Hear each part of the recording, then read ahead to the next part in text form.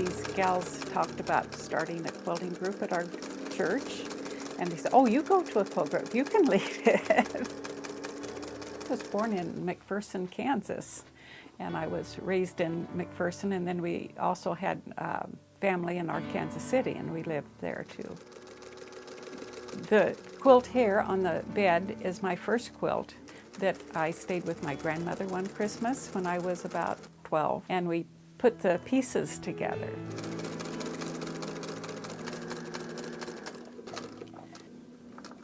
You know, you have an idea or you get a pattern and you plan, and you have to go to shopping or in the store or donated fabric and decide what colors to use.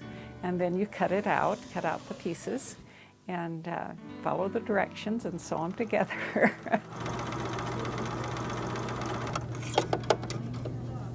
Once you get the pretty part made, then you need to sandwich the three pieces together, some backing and some batting for the middle, and then the pretty top, and then you fasten them together in some fashion.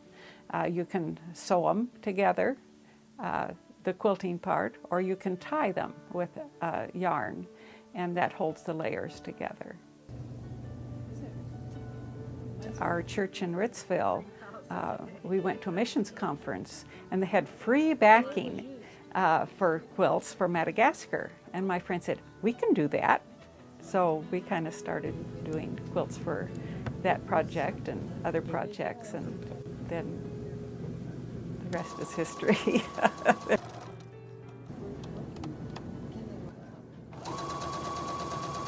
The ladies kind of designated me as their leader. This was the Scrappy Star. Your pattern was for the Scrappy Star. The Lord gave me this ability to teach to some degree, and it fills that portion of me, and it's serving Him because we don't just do it for our selfish concerns. Homeless shelter, and we make quilts to give to different people, cancer patients and homeless vets, and then our own church group gives them to sick and traumatized children and to foster children, and just to give them some comfort. So often when we give a quilt, the person will say it's just the right color, it's just the right pictures in the fabric kind of thing. We gave a quilt to a young man. He was in high school and he was having major surgery, and we had this blanket with cats on it, and we didn't know he loved cats. It was perfect.